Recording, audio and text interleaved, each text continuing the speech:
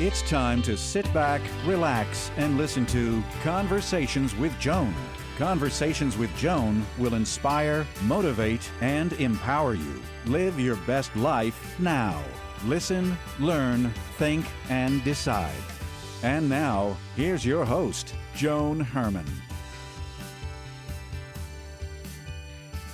Welcome to Change Your Attitude, Change Your Life's Conversations with Joan. I'm Joan Herman. Thanks for tuning in. Conversations with Joan focuses on topics that are important to your life, from health and wellness to professional development to personal well-being. Change makers join me to share their insights, tips, and strategies so you can thrive and live your best life now. Thank you for taking time for yourself, and thank you for letting us be a part of your life.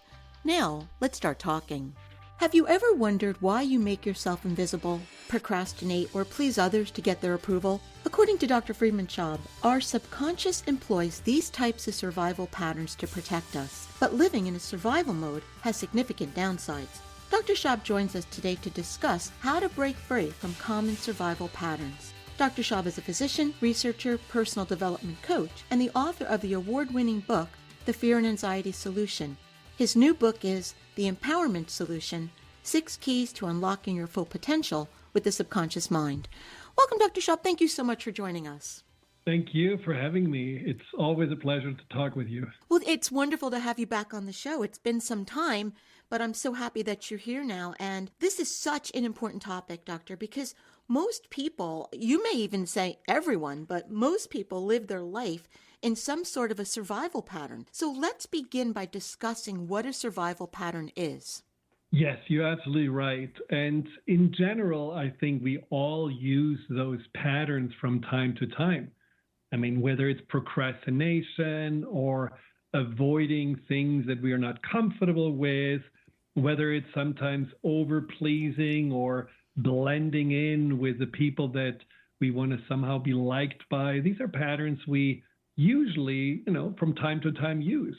They become survival patterns when they are the predominant way we are interacting with the world, and when they are driven mainly by stress, anxiety, lack of self-worth, when those patterns make us basically stuck in living a life that is way smaller than it needs to be. That's when they become survival patterns, and that's when we have to ask ourselves, am I anxious and stressed because I'm living in those patterns, and those patterns are reinforcing my anxiety? So let's talk a little bit about our autopilot programming. Can you give us some background about the subconscious mind? How is it programmed, and how does it impact the way we live? Now, the subconscious is the deeper part of our mind that we all know, we all have interactions with, whether it's our, impulses, even though we really want to lose weight, but we still find ourselves in the drive-through of our favorite fast food joint, or our dreams come from the subconscious. Things we do automatically without even thinking, like washing our hair or eating while we are watching TV. The subconscious is very powerful. It plays a huge role in our lives. But the subconscious is also ultimately our inner protector. So when we are consciously and based on our physical development early in our life, not really capable of protecting ourselves, the subconscious takes over and it says, okay, let me look at this world and let me look at you here. And, oh, wow, father is not really happy with you because you were, too loud. Or, oh, wow, your friends are ditching you for somebody else. That is really dangerous. So the subconscious observes, takes notes, and tries to somehow figure out how to avoid pain, rejection, neglect, all of those things that can potentially make us not, quote unquote, survive. And these conclusions of the subconscious observation are usually defined by beliefs. Beliefs such as, I am not safe, others can be trusted, I'm not good enough, I don't fit in, failure needs to be avoided. These are just some of the core beliefs that are very early in our lives installed. Those beliefs are driving behaviors such as those survival patterns. is it true then that, is it something like age 5 or 7, the majority of these programs are written, and they're not even written by us, they're written by everyone around us? Well, they are basically caused by everybody around us. You're right. They are not necessarily something we are, consciously choosing, and they are not something that defines us. When someone is rejecting us, abusing us, hurting us, that doesn't mean that we deserve to be treated this way. But the subconscious takes it very personally. And that can happen even earlier in life. I mean, those subconscious protection patterns, they can happen even, at birth. So this is something that is very, very deeply ingrained. And we are noticing those beliefs and patterns of the subconscious getting triggered when we feel just like we felt early in our lives. Let's say, for example, you get somehow criticized by your boss and you shrink like the child that got ridiculed by the teacher, or you don't get a call back from your friend when you wanted to meet, and you feel exactly this desperation that you had when you were a teenager and your friends, just didn't want to talk to you anymore. When we feel very small, very powerless, and driven by anxiety and insecurity, we know that these old patterns got reactivated. Doctor, what are the 6 most common survival patterns? And if you would, just give us a brief description of each. So in broad strokes, there are 2 modes that I think are the most common ones, which are the avoidance and the pleasing mode. And each of those has 3 specific patterns that I also observe very often in my clients. So the avoidance mode has the victim pattern. And the victim pattern is basically when we are always feeling somehow things are done to us, whether it's that we are seeing other people as the ones that misunderstand us or mistreat us, or whether we see ourselves as a victim of our emotions, our circumstances. The victim pattern is a survival pattern because it always keeps you vigilantly looking around, waiting for whatever happened in the past to repeat itself. And usually it's more about blaming others than taking responsibility for ourselves. The second pattern is the invisibility pattern, which basically says you're better off not getting noticed, not saying something, and also disconnecting yourself from others than trying to reach out or trying to be a part of, because that's not safe or you will not fit in. The third avoidance pattern is the procrastination pattern, where we are avoiding failure or avoiding discomfort because we don't want to really do things that we feel are maybe too hard, too much for us to do. And so I think we all are very familiar with the procrastination pattern. We are just doing other things or looking for instant gratification. So these are all the avoidance. And the pleasers are more the ones that are reaching out for others for help, approval, a sense of security, a sense of belonging. So the first pattern is the chameleon pattern, where we are naturally blending in with anyone around us. We are just picking up, how do we need to act? What questions do we need to ask? How do we need to, believe in order to fit in with those people? The second one is the pleaser, the helper, that can even lead to the martyr pattern, where we just constantly overgive and overplease and put ourselves always on the back burner. And then the third pattern is the lover pattern. And the lover pattern is a pattern of the codependent in some ways, the one that always looks for one specific person to feel complete, to have that person as the answers to all problems. And no matter how dysfunctional the relationship is, there is this holding on to the hope that one day that chosen one will come around or will change. And it's a very, very destructive pleaser pattern that may not be as common, but it's really important to look at because it can really completely derail your life when you're stuck in it. So do we usually have one dominant pattern? We probably can take on different ones at different times, but is there usually one that dominates our life? It's more contextual. It's very, there are patterns of, I used to be, because of my beliefs and my anxiety, I used to be an overachiever at work. And, when it came to having a career, but then in social settings, I was more an avoider, trying just to, keep people at arm's length. Now, my avoidance was much more about being the one that no one really knew, no one really saw my vulnerability, but I was, around other people, but I avoided basically being seen for anything else but what I wanted to be seen. No, so we can really be in different contexts, different or fall into different patterns, but we have to, if we want to resolve them step by step, focus on the one that drains you the most. The thing about survival patterns is that they do two things to you. The first one is they give your power away. So you always either make other people as a threat, so you always focus on how can I get away from them, or you make the other people as, the saving grace, the ones that makes you feel better about yourself. And you never really, feel like that you're empowered to live in your own way, to walk your own path. And the second, you would say, negative side effect of those patterns is that they disconnect ourselves from ourselves. We are not asking ourselves important questions such as, what's important to me? What do I want? What are my values? Who am I? What's my purpose? Because we are constantly in the self-defense mode. And if we feel powerless and disconnected from ourselves, it is like fuel for more anxiety and more insecurity. And that's why it's such a vicious cycle we can get into. So if this is happening at the subconscious level and we're not even aware of our behavior, how do we turn this around? Well, awareness is the first step.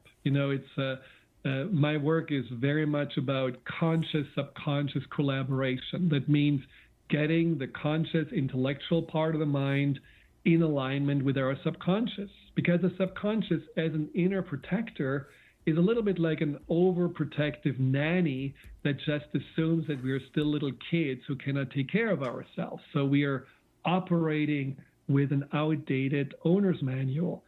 And so what we need to do consciously is to be aware, what are our old beliefs? What are those behavioral patterns that drain us and don't really, fuel us or help us to grow? And then, as I describe in the book, really taking these step-by-step measures to outgrow and update those patterns so that they're really much more, tapping into our potential rather than limiting us. And that's what, I think we all can do in order to make our lives more rich and fulfilling, to step out of that, what makes us feel comfortable, but ultimately limits us, and going more into that bigger version of ourselves. Because when we spend more time in our conscious mind, we can rewrite that programming. We can create new neural pathways. Absolutely. And that's the beauty about when you're consciously working with the subconscious, that you become the leader of your life. I often talk about the empowered leader of your life, who is leading the subconscious with consistency, with confidence, with commitment. But then there is a key also with compassion. You cannot just override the subconscious with sheer willpower or logic. The subconscious cares very little about what makes sense, which is why so many emotions don't really make sense. The subconscious cares very much about how things feel. And unless we are feeling trust, we are feeling compassion for ourselves, we are feeling connected to ourselves, ultimately feeling a sense of appreciation and love for ourselves, the subconscious says, well, you're your own worst enemy, so sorry, I will still run my protective patterns. So this relationship with yourself needs to change in order to step out of these patterns, not only on a conscious level, but also on the level of the emotions and, for lack of a better word, in your heart. Why do people cling to these survival patterns so tightly? For example, we all know people that might live in that victim mentality that, like you described, everything happens to them. And if you try to point it out to that person, they become very defensive. They will take it on and say, that is not me. So why are we so protective of these patterns? Well, I think two things. One is as a society, we are overwhelmed. We just feel bombarded constantly with pressure, with things that we are supposed to do or supposed to live up to. There are now so many sources that tell us this is the way and this is the truth and that's what you need to be, that we are confused and overwhelmed, and we don't really spend time with ourselves and look inside. And that's why these patterns have one, big still purpose to be. They make us feel comfortable because they make us feel, well, we know that. It's familiar, let's just stay in there. And at some point, they become our identity. And getting out of those patterns takes a little introspection. It takes time with yourself, and it takes also the step to be uncomfortable for a moment. The discomfort is something we are so avoiding. We always feel like, even when we are talking about something and then we are saying, well, sorry, this makes me uncomfortable to talk about this topic. Why are we so attached to comfort? Because we are so scared that outside of the comfort zone, there is something we cannot handle. And I think that's really the two reasons why being in survival mode is something we are still glued to. But at the same time, that's also the reason why as a nation or as a society, we become more and more scared and more lost. When you really look at how many people are now clinging on to things that really absolutely don't make sense, it is because there is a fear-driven need for someone to tell us the truth. Rather than going inside and looking for our truth, we are hoping someone else will point us away. So we become more and more powerless and more disconnected. And I think that's a very dangerous path we're on.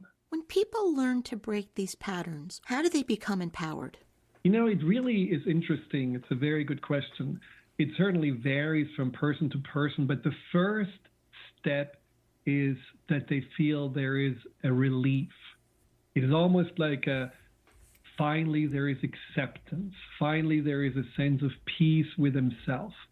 And then when they're realizing I'm actually in the driver's seat, I can choose. I can always see, oh yeah, I have a choice to go down into this old pattern or move forward on a new way of being where I take responsibility, where I am self-reliant, where I use self-compassion, all these keys to tapping into your full potential that I describe in the book.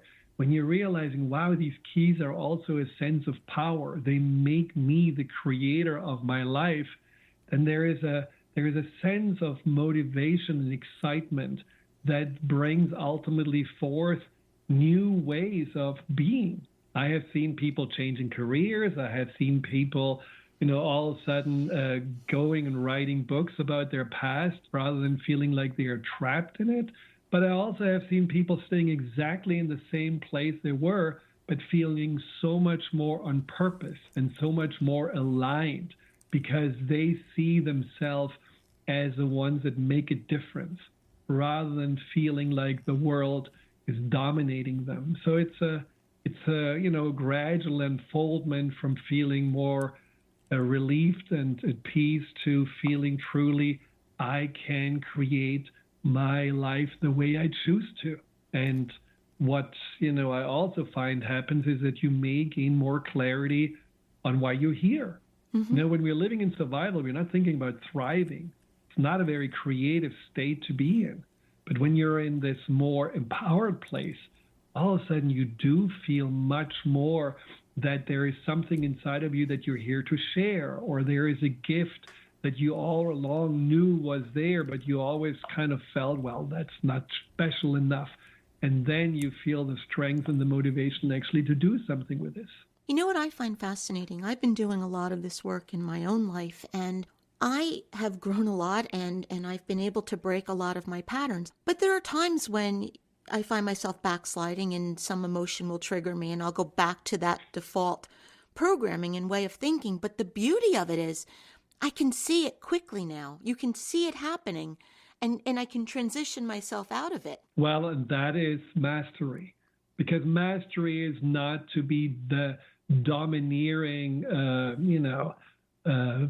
person who is just suppressing all those patterns and emotions that you don't like. Mastery is being able to see that all emotions and all those old ways of being have a reason to be there. And when they're coming up, doesn't mean that, we're doing something wrong. It's just a call for us to make another choice. It's a call for us sometimes also to reassure the more inner protective part in us and say, I know what I'm doing. You can trust me. I know this triggers you. Mastery is to accept all of us, the light and the dark. That's what makes us feel powerful. That's what makes us feel powerless, and move forward with a sense of acceptance, but also believe in yourself. And that's what you're doing. It's important to note, like you're saying, it's a process. It's not like I flip a switch and I'm done and I'm a new person. This is an ongoing lifetime journey. But it's the most gratifying journey. Absolutely. And it gives you in itself purpose, because, often I think we are thinking of, that when we have an issue, it needs to be within 40 hours resolved, just like, we are making an order on Amazon and we are expecting it to be there the next day. And so we are in this very fast resolve mode. And if something takes longer, we get easily impatient and lose interest or even hope. And that's not really our nature. We have to really remember how long it takes in the womb to finally develop and be born, and how long it takes as a child to be able to walk, let alone talk. And, things in nature take time, and they take consistency, and they take patience. But all of those things are what ultimately gives us result and real permanent growth. And when we are wanting to skip steps, or when we get too impatient, or like many people do, they read one book after another, go to one seminar after another, but nothing really sticks because nothing really gets implemented. Well, I think we are just treading waters. And that's the way so many people live their lives today. We want a quick fix. We want the pill. We want whatever is going to fix us without us doing the work. And that's why I think that it's really good when we are starting a journey like the empowerment solution journey with curiosity, with really realizing this is not about fixing something. This is about discovering something. This is about remembering something we have forgotten. And every step along the way, you will gain more insights and another nugget of your power back. And that is the gratifying part. As long as we're only thinking about what we want to get rid of, it is like, taking every day out the garbage. That's not really gratifying. So you want to always see you're doing it because you gain something back. And in the end, you gain yourself back, your authentic self. The book is The Empowerment Solution, 6 Keys to Unlocking Your Full Potential with the Subconscious Mind. If you'd like to learn more about Dr. Friedemann and his work, you can visit drfriedemann.com. Doctor, in our final moments, what's a takeaway? What would you like to leave our listeners with? Well, have really faith in yourself that you're always more than you think you are, that you're not defined by your shortcomings, by your patterns, by your anxiety, but these are also not something we should ignore or we should fight. They're simply pointers that point us more closely to ourselves. And I know that from my own experience with anxiety and from many of the clients I worked with, anxiety and all those survival patterns, the stronger they are, the more they are pointing towards something inside of you that you haven't unearthed yet. And that is often your greatest gift. So stay open, stay curious, stay committed, and stay compassionate with yourself.